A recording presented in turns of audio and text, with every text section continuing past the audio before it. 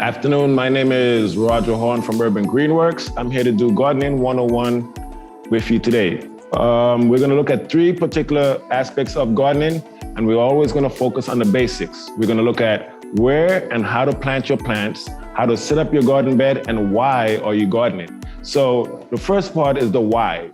We garden because we want to improve our health and improve the nutrition and the food that we're getting into our bodies. So the first step in gardening is to start taking care of yourself. Look at the foods that you are eating and that you like, and start figuring out what are those foods and how do they affect your overall health.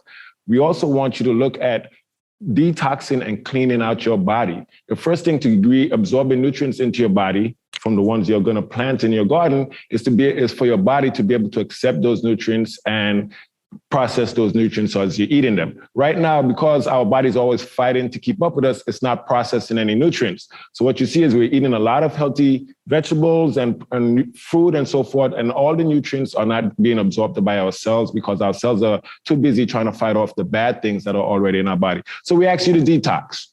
And what we have is we have a detox box. There's many detox boxes out there, but we created a 5-day detox for you.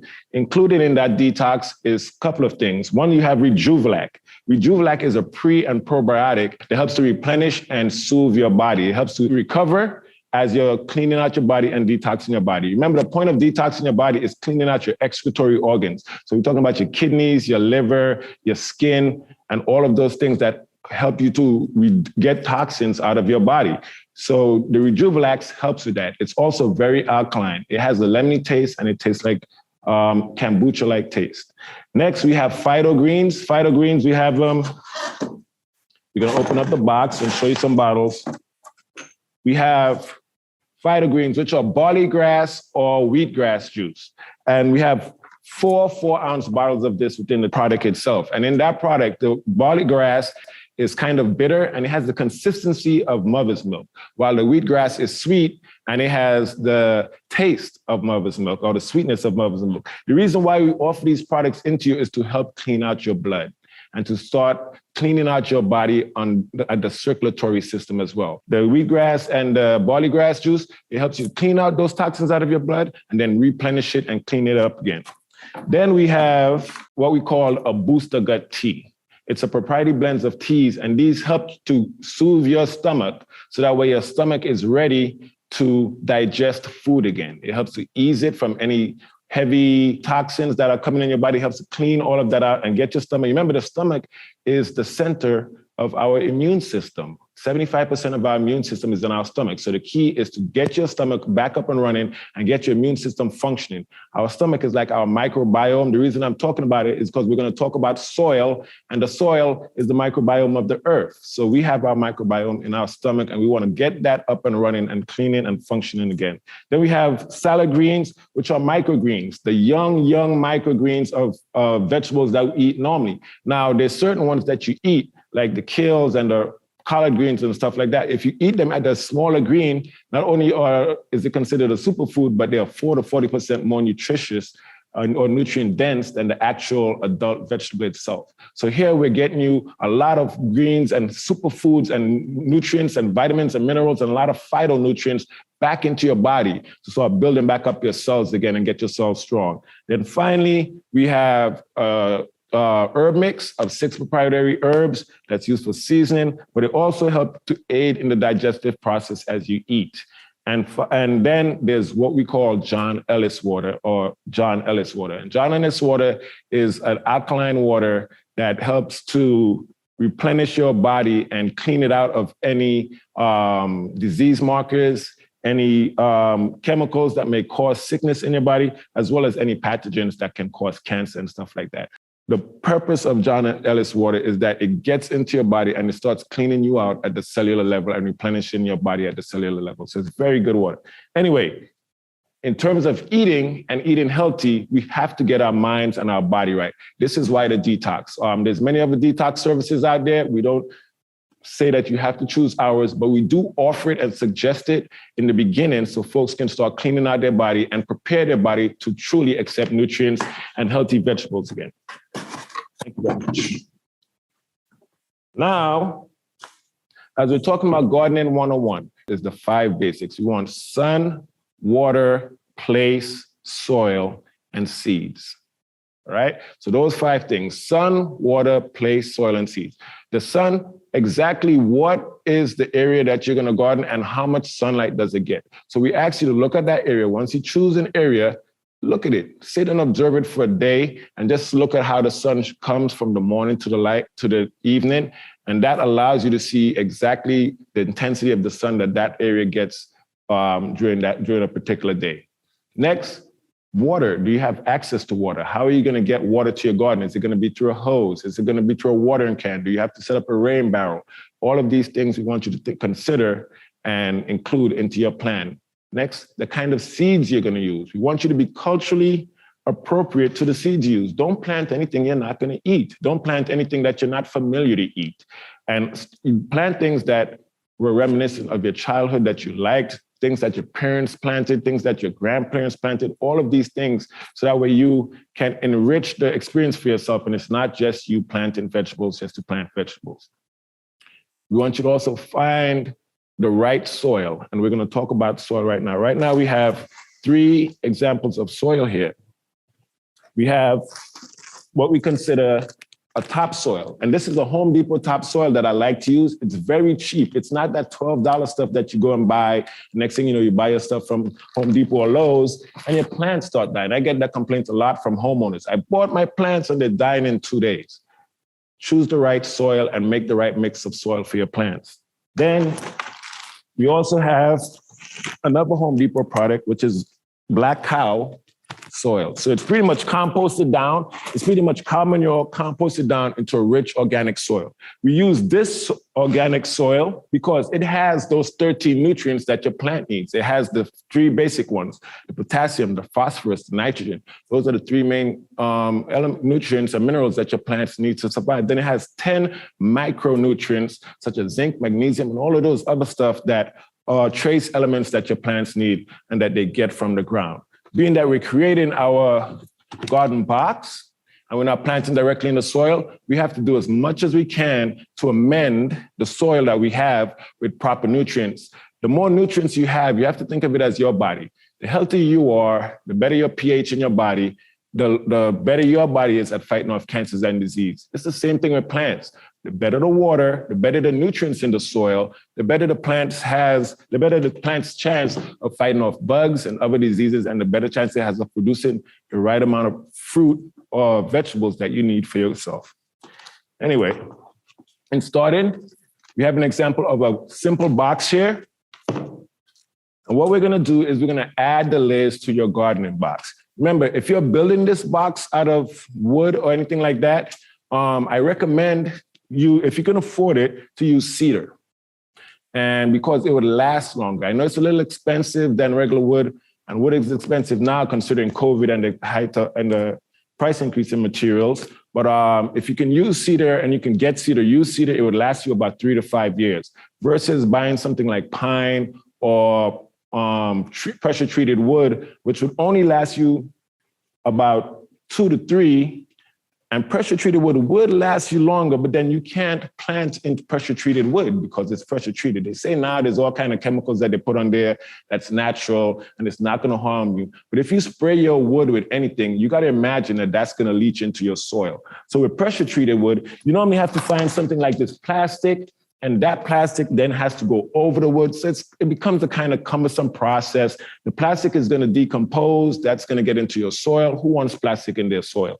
So the best thing to do is to buy cedar and just to invest in it. I was given advice one time about eating when I was growing up, and there's I never understood eating and spending a lot of money on groceries. But then my brother said to me, why would you not spend it on the stuff you're putting in your body rather than some garbage going outside and eat? It's the same thing as with our food. If we're going to do a garden, we're going to grow food, get the best stuff that's going to provide you with the perfect nutrients and the perfect conditions for you to grow healthy, nutritious food. That's why I suggest cedar, because it's a natural wood and it does nothing it doesn't leach anything bad into your soil. And that allows you then to just add your nutrients and your soil base and your amendments and create good food. We want to create good, healthy soil that worms like, decomposers, right? Worms are your decomposers. They're the ones that break down our garbage and add these nutrients naturally to your soil. So we want to create that environment where there's a lot of micronutrients and humus in your soil, where decomposers are attracted now to your garden, and they're starting to create a lot of the natural bioorganic ingredients that you need in your soil, versus you always having to amend it. Although we do recommend that you amend your soil as you start seeing your plants grow. Anyway, in gardening, one of the things we suggest starting with mulch. The reason why we use mulch in our gardening is because mulch is a natural wood product, just chipped up. You could normally get it for free from a tree trimmer or something like that, or someone like that. And then also the mulch has many different values to your garden. It prevents weed growth. So it provides a weed barrier in your garden. So normally I would lay in my bed about a third layer of mulch into my bed, right? Or organic material like we're going to use here. We're going to use newspaper. The mulch, besides blocking weeds, it also helps to retain water. So when you can't water, there's going to be water being saturated into that mulch for your plants to use later on in case something happens that you're not able to water every day. What we recommend is you take the mulch. This is going to be my mulch, so it's not necessarily newspaper, and you put it down in the bottom of your bed. So you create a layer of mulch. Pretend this is mulch. Then we're using two different soils. You have to look at the mulch as another medium in your bed. So it's a natural medium that's going to decompose down. That mulch is going to decompose down into beautiful, beautiful humus or humus, which is all of the broken down, eaten up micronutrients that you're getting from, in essence, decomposed waste, right, from your decomposers. So in the bed, you'll see the difference in the texture of the soils. This one here is pretty much like mulch, right? But it's more soily and so on. So it's in essence the second stage of what mulch turns into once it starts decomposing. And we're gonna lay that on our beds over our mulch.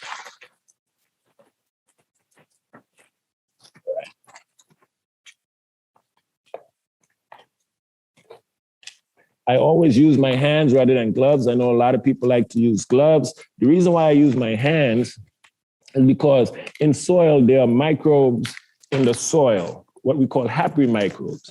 So these microbes help to ease a lot of our pain and suffering and mental, emotional frustration. And it sounds like some pseudoscience, but it's true. The heat generated from these microbes and the chemicals that they give off almost acts like opiates, where they ease a lot of our frustrations, a lot of our depression, and so forth. It's why you see a lot of soldiers and folks coming out of rehab and stuff like that. They get into gardening as horticultural therapy because there's benefits to it and to them. So anyway, one layer of topsoil, which then becomes 2/3 of your garden. Now we're getting to the black cow, which, as I said, it's manure, but it's also the third stage of compost. So it's more darker, meaning that it's more nutrient rich. And that's why we add it to our soil mix, because it's now helping to amend the current soil. As plants grow, just like we do, they use nutrients. So the cow manure adds the nutrients that they require to start growing. And then as they grow and they start having more leaves and more flowers, we start adding more amendments to the soil. So that way the plants will continue to provide us with the growth that they need and the nutrients and the fruit that we get at the end of the day, or the vegetables that we get at the end of the day. All right, so when you do your bed, you see I'm filling it, I'm also leveling it off. It's like, I tell kids, it's like when your parents tell you to make up your bed and to fold the sheets, you have to level it off and even everything out, but don't fill it all the way up to the top. Because if you fill it all the way up to the top, when you start digging the soil out to add your plants or your seeds, you're gonna have, that soil is gonna start pouring out the top of your garden bed and you're gonna waste soil. So I'm sitting here and most of the light is on this back end of the bed for me. And there's darkness on the front. So for me, this is my garden. I see that there's shade over here. So in the front, I'm gonna put stuff that likes shade. And then in the back, I'm gonna put the stuff that likes sun. The stuff that likes sun are normally the stuff that fruits, tomatoes, peppers, things like that, because they're actually generating something else outside of the plant for you to eat. The stuff that likes shade, normally your greens and so forth, they like shade. They don't like full sun. And then the herbs can go in the middle because they're both half sun, half shade. Anyway. So when you're planting your plants, this is, it's a pepper, a chili pepper. Take out your label and put it to the side. Now, most people forget to take the plant out of the box. Even when you have those decompostable containers that you get from Home Depot, don't dig a hole. I'm showing you what not to do. Don't do this and then stick your pot in the ground and do that. All right? That's not planting your plant. That's leaving it there to die. And that's why most people complain about their plants dying, because you don't treat the plant the way it should be once you're taking it out of Home Depot. So what we tell you to do is to place your plants. You're gonna place the pepper in the back, place a tomato on the back because tomatoes like sun too. And then it's in a corner, so that way if you have to trellis your tomato, you can stick a trellis there and trellis your tomato. You have basil, which we're gonna put in the center here. As we said, the herbs love the partial sun. And then we have another herb here, tarragon, and I would put it in the center, but being that I chose this one for this demonstration, I'm gonna put it on the side.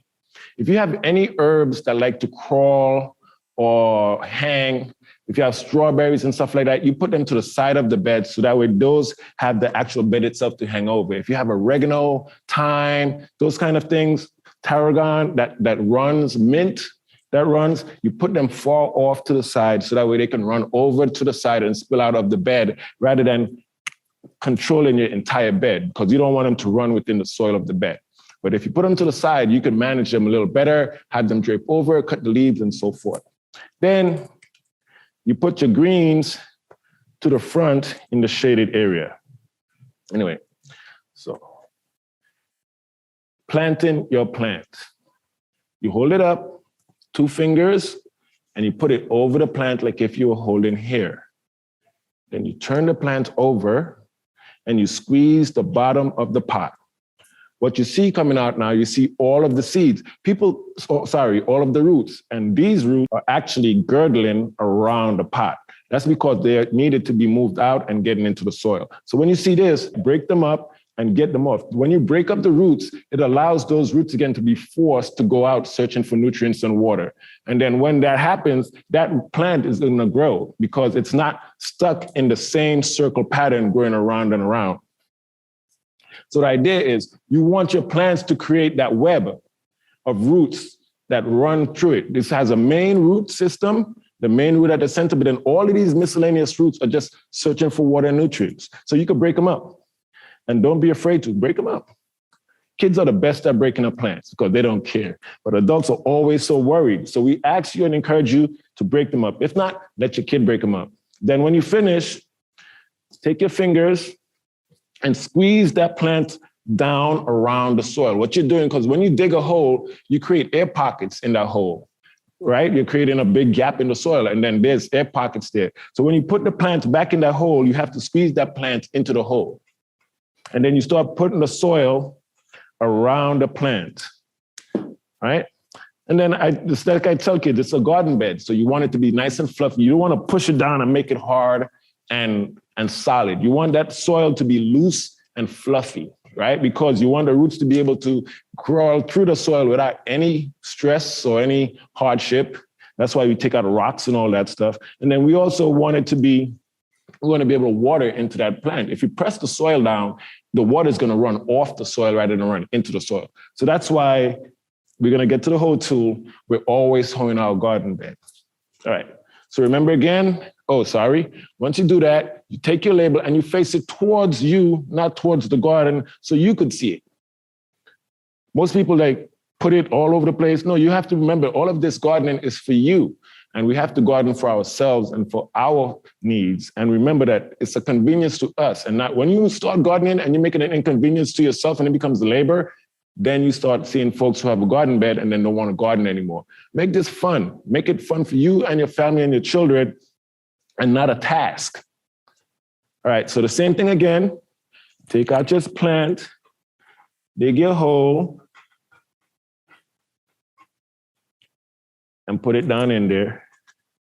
Don't be afraid to squeeze around it. As long as you're not squeezing down on the plant itself and crushing the main stems of the plant, you're good, all right? You're not gonna hurt the plant. If you're using your fingertips and you're squeezing it down, just like you're massaging the plant, right?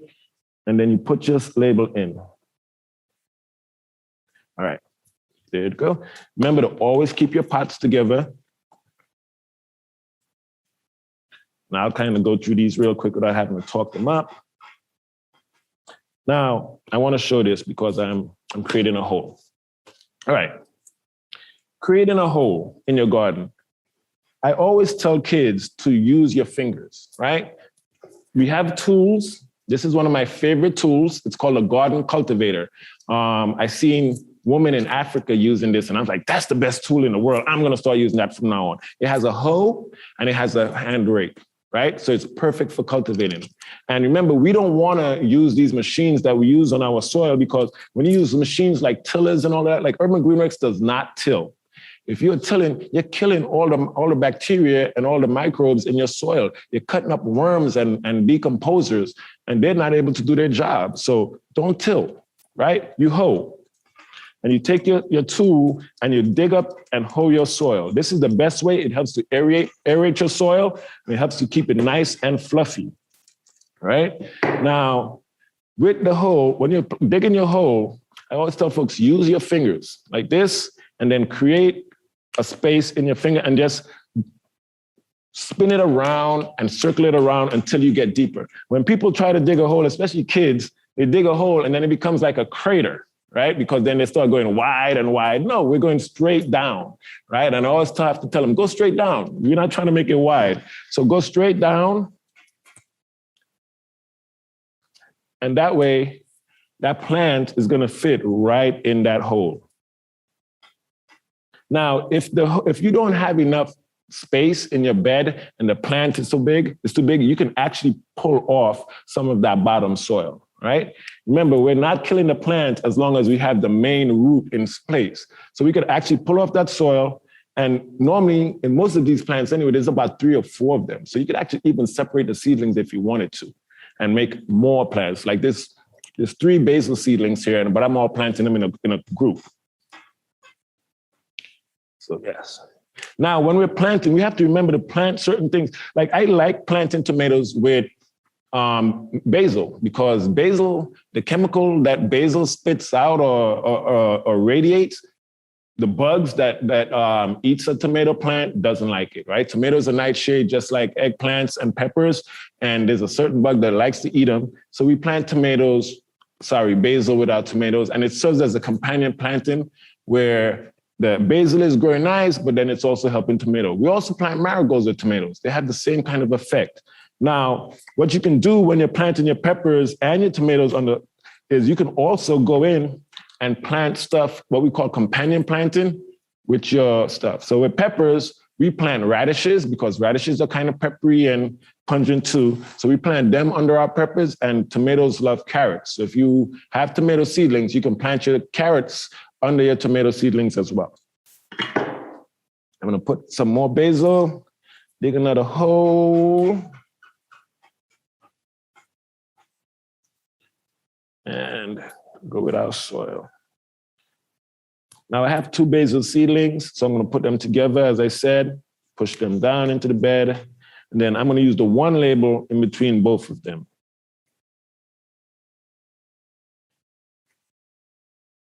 All right, now we have a tomato plant as I mentioned, we're gonna stick that in the side over here. And you see how the plant is leaning? It's like curved and so on like that. I normally try to plant it just like the plant is. You normally see me set it up and stand it up, but I do that once I start staking.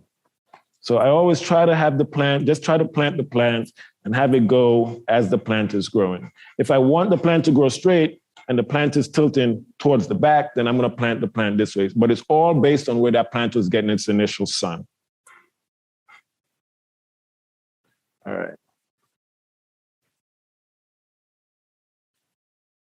Then remember, you take your fingers, and just like if you're making up a bed, you get that soil, you loosen it up, and you bring it around your bed and you squeeze it down nice and easy. Don't squeeze it down too tight. You still want to be fluffy. But what we're doing when we're squeezing down is we're filling those air pockets in the soil from where we dug a hole. Now, if we don't fill these air pockets, then when we water our garden, water is going to get into those air pockets, right? And then the roots are going to get into that water and it's going to create root rot and a lot of root damage to your plants. So that's why we always have to squeeze down the beds and make sure that those air pockets in your soil are closed up.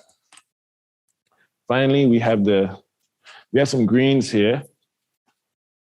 This is curly kale. And like I said, 3 seedlings. So what I'm going to do here is I'm going to separate them. Right? I'm breaking it apart. And yes, you can do this too. Don't be afraid to. I know you paid $3 for it, but you can break your plant apart. Right? And I got 1 seedling here. What we want to do when you break it apart, though, is you want to make sure that you're getting the root ball from that seedling. Right? You see the entire root ball? This is what you want. If you get this, your plant isn't going to die. But if this is not here, your plant is most likely going to die after you separated it. And then we have this root ball here as well. All right. So now that we have a smaller root ball, that means we have smaller space to plant. So we're going to dig a smaller hole. And with your greens like this, your kales, get it as deep down as you can get to that first set of new leaves, right? So that way it would stand up nice and erect. Mm-hmm. And hold them up. I always tell kids, it's like you're combing your sister's hair or your hair or something like that, especially if you have long hair. Hold it up in like a ponytail, hold the plant leaves up. You're not going to think, if you have these that are just hanging down, you could pop them off if you wanted to, if you think they weren't going to grow. But hold them up, just like this, and then get them into your hole. And then if some of those leaves aren't good, you could bury them right back in the soil. All you're doing is adding compost back to your garden. So you don't have to throw away the leaves that you see break off or that you broke off by mistake. Just bury them back into the soil and they'll be decomposed down and add nutrients back to your soil. All right. So what we have here then is your completed garden bed, right? What we're gonna do is all of the extra soil that I took off of my plants, I'm gonna add it and just top it off on my garden, right? I'm gonna crumble it up. I'm just gonna spread it up and start down now making my bed a little bit more fuller, right? Because now we want it all the way up to the top, the soil, right? I'll bring it over to the front and you'll see what I mean. So here is your garden bed.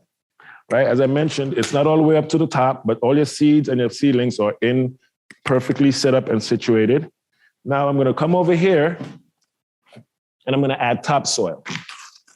Just to top it off.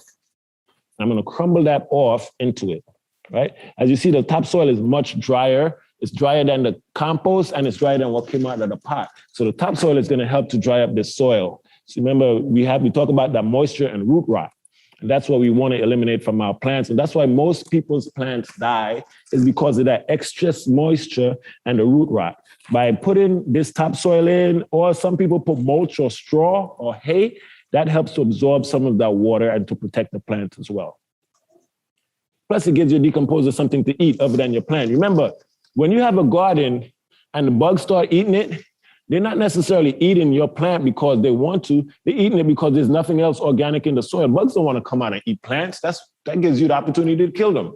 right? They want to stay wherever they're hiding and eat all the stuff they want. But if there's no nutrients in the soil and those bugs start coming out and eat your plants, rather than fight the bug, go back and reinvest back into your soil. Do some testing on your soil.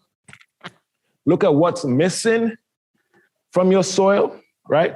I always tell people before you garden, do a soil test. Most universities, Barry University, most of the local universities here, you could go to one of their science departments and ask them to do a soil test for you.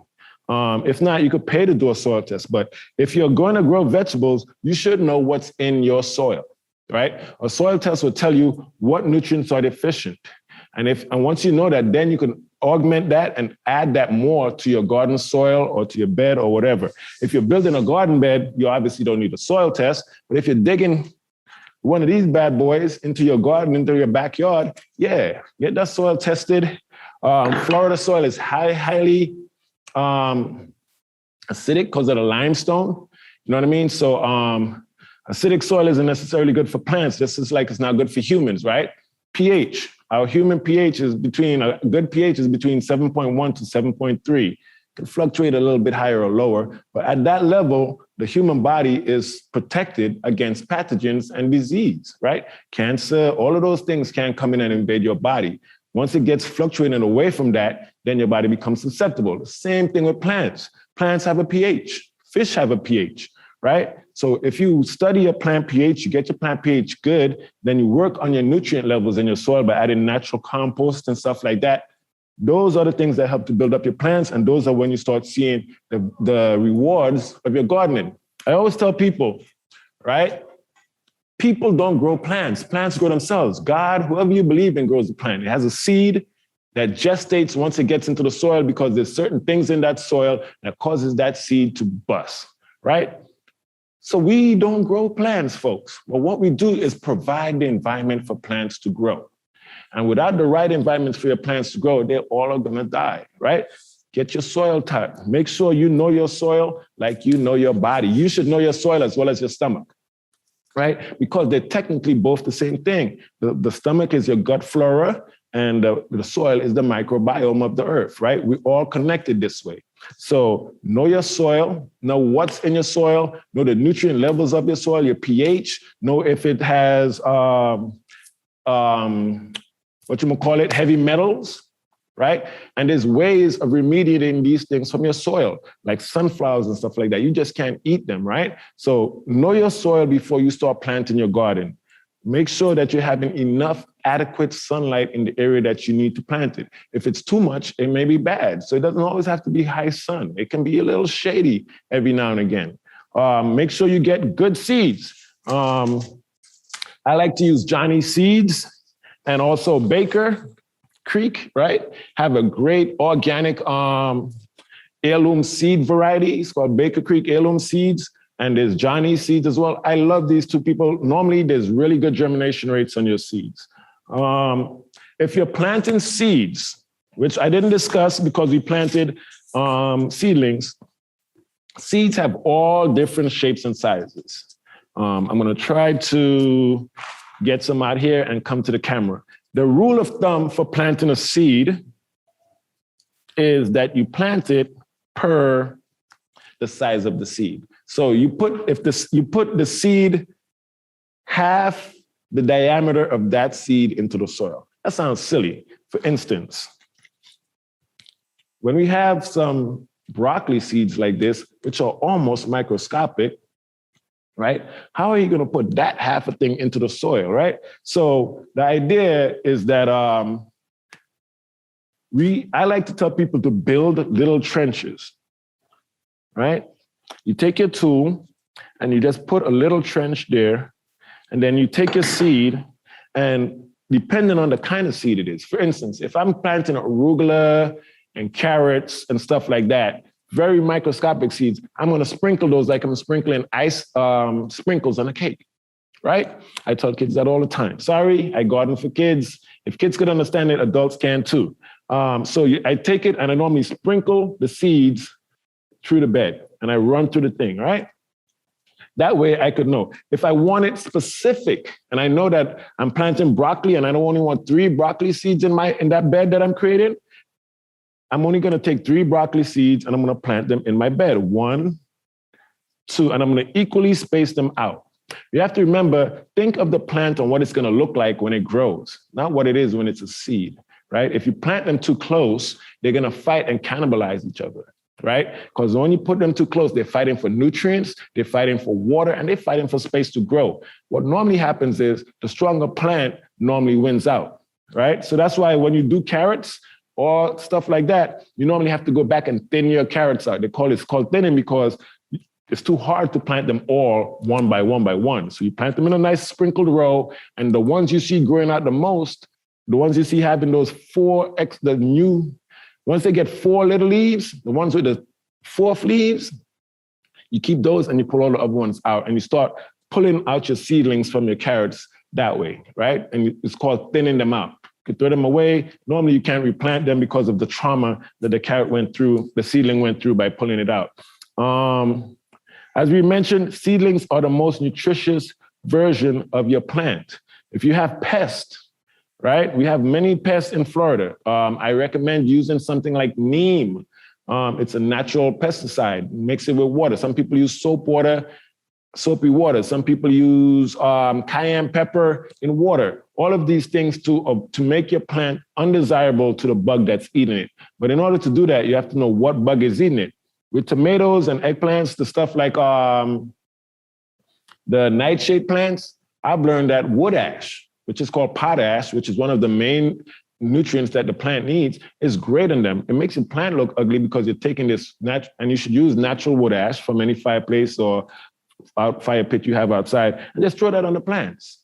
And then that would keep the bug from eating that plant because it doesn't want to eat the wood ash. And that wood ash then would add nutrients because it's potash back into your soil. So while it may look ugly, it's very beneficial for your plant. So there's many different things. People tell you to use eggshells for snails and stuff like that. The best thing is to get your soil right.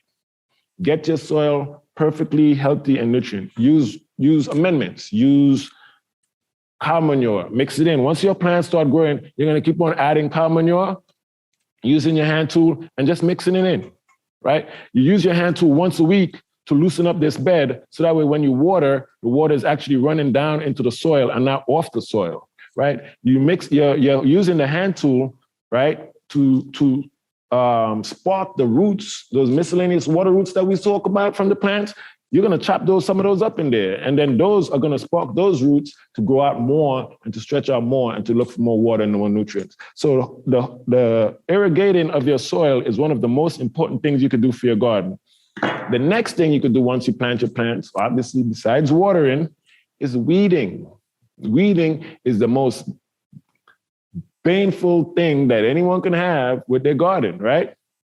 Weeds come and weeds come and weeds come. A weed is just a plant that we don't want there. Most weeds are very beneficial and very nutritious. Most weeds have a lot of they're antiviral, antibacterial, many of these things. So if you look at it, all these plants are here for us to use and to benefit from. You just have to figure out what their uses are. The ones that we consider weeds in our garden, take them out, because they compete with your plants for nutrients and water and sunlight and space to grow. So the more weeds you have in a garden, the less beneficial it is for your plants. So weeding is the main thing, right? And then pest management, right? Always go around, look at your plants, look under the leaves, see if there's anything eating them, right?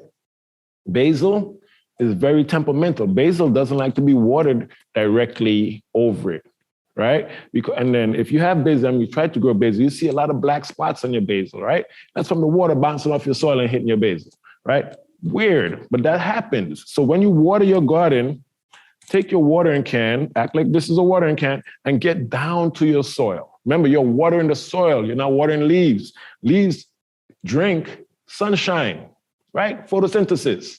Right? They need that sunshine to break down and to give us all those nutrients that they think, and those nutrients that they process are why we're eating the plants, because we can't process sunlight. We can, some of us can, but we can't process it like a plant and turn it into nutrients and food like a plant. So yes, the leaves of a plant only require sunlight, not water.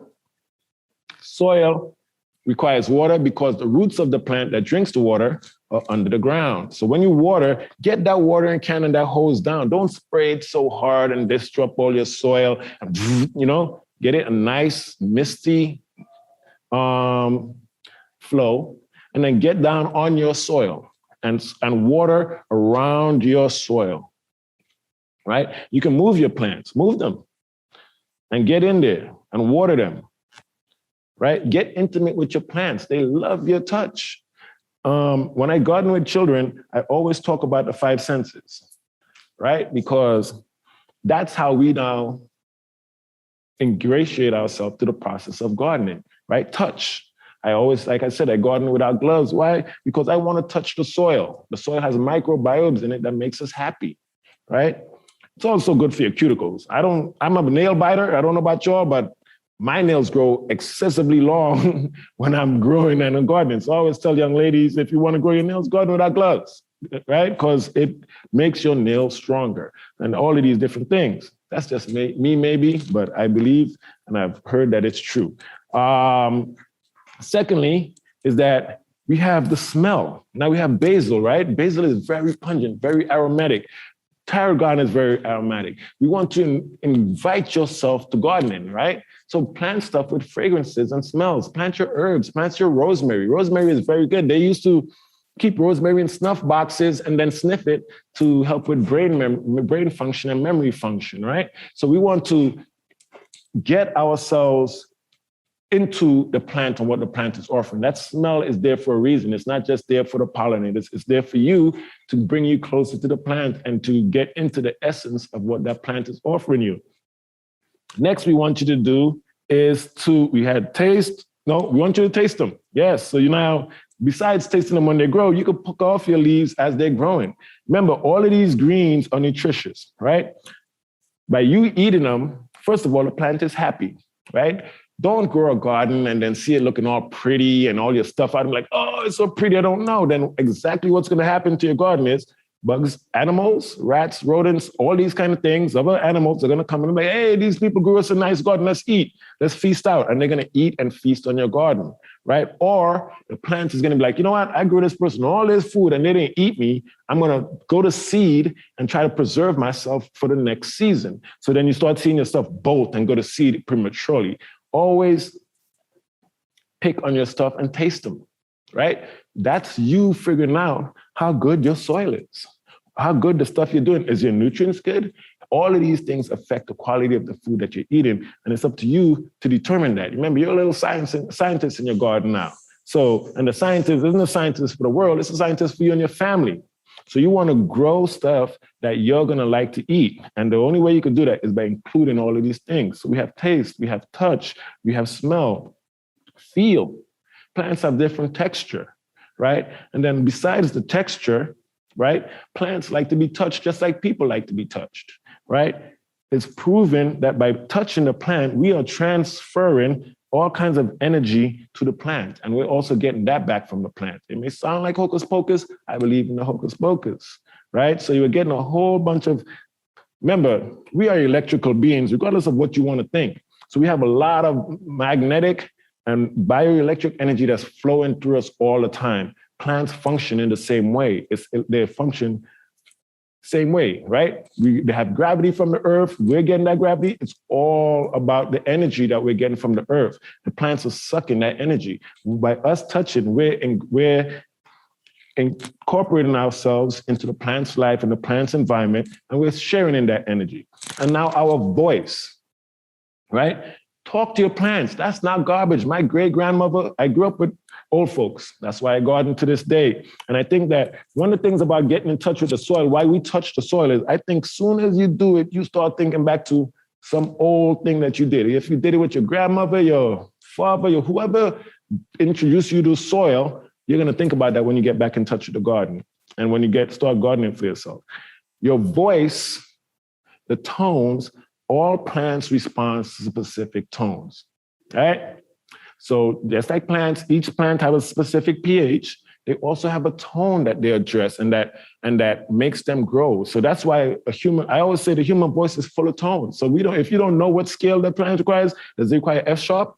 or G sharp, or what's the scale that plant requires to grow better? You don't know, but our tonations and our voice adds all of these tones, and the plants will take what it requires from our voice. We don't have to, it doesn't have a thing. It will take it because we have tonation in our voice. So remember, gardening is us, right? When you look at the soil and you look at, it's funny, I'm not super religious, but I guess I am, right? We go back to ashes to ashes, dust to dust, right? Just like how we're making compost, we are compost too when we die, right? It's nutrients that's breaking down, that's going back to the soil. We're replenishing the soil, we're regenerating it for growth and trees and whatever you want, right? So we are naturally connected to this in our life and in our death, right? So while you're here living, learn how to use this. I mean, it's the one thing that all religious texts told us, right? It says, go out, be fruitful, be multiply, name the plants, and name the animals, and that they're all here for our benefit. Use them. Get intimate with them, intimate with the ones that you remember, and intimate with the ones that are going to heal your body for whatever sickness or ailment you're affected by or your family's affected by. The plants are here to help you. I promise you that. Ever since COVID, I've used a mixture of herbs to keep me COVID-free. Knock on wood, right? I've never been tested for a year and a half. Use these things to help you become better. And live, eat to live, not to die. We call it a Live It with Urban Greenworks because we eat to live. We don't eat to die. The name of the organization is called Urban Greenworks. Since COVID, we've actually gone global, so it's also called UGW Global. We have arms in Richmond, Kenya, Miami, St. Vincent and the Grenadines, and Haiti. Website, www.urbangreenworks, URBANGREENWORKS.org. Number is 305-912-4051, and info@urbangreenworks.org. Send us questions, join up, be a member. We have sites in Liberty City at 1613 Northwest 54th Street, on the corner of 54th Street and 17th Avenue. We are working in Brownsville with St. Matthew's Missionary Baptist Church on 61st and 24th Avenue Northwest. And then we also have access to 60,000 square feet in the Miami Design District to farm on the roofs there. And that's in Palm Court in the Miami Design District. Hit us up if you want to volunteer, you want to garden, you want to learn how to garden, hit us up. The best way to do it is to come out and volunteer. If not, you could pay me $75 an hour. Have a great day.